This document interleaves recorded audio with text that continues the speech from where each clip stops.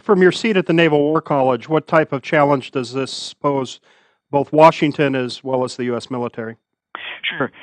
It's certainly, again, it is a challenge and a concern for many that North Korea continues to go down this path of developing this capability. Again, I don't think it's a surprise that they have continued to do this. They have essentially said that they are going to continue developing this capability. It is one, or I should say, another step forward in developing a long-range ballistic missile that might be able to carry a nuclear warhead at some point, and so certainly is a concern.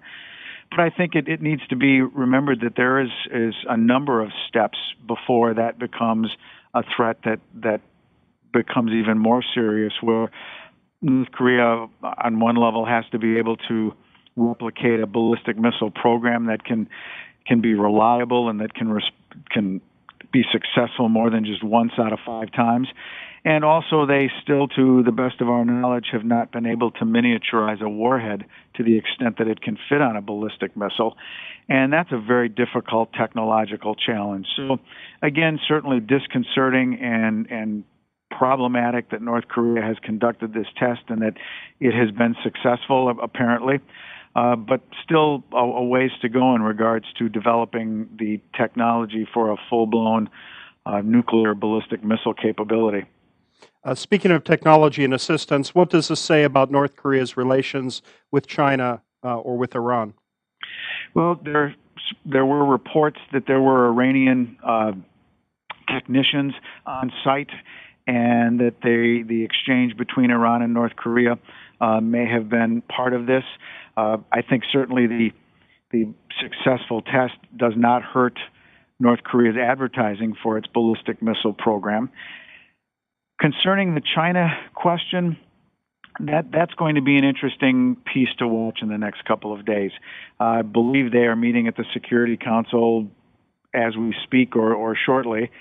And China has certainly expressed its concern about this test. They have cautioned the North Koreans not to do it.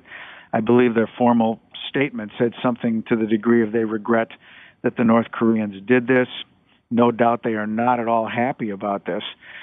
But on the other hand, a number of elements of Chinese strategy and their calculus of their interests and such involved in the North Korean and Korean Peninsula situation haven't necessarily changed. So it's going to be interesting to see if China is in fact willing to take a tougher stance on North Korea in what comes out of the United Nations. It's likely it will be a presidential statement again, but who knows, maybe it would actually be a full-blown resolution. But whether there is an interest and willingness by China to support any greater degree of sanctions, that remains to be seen.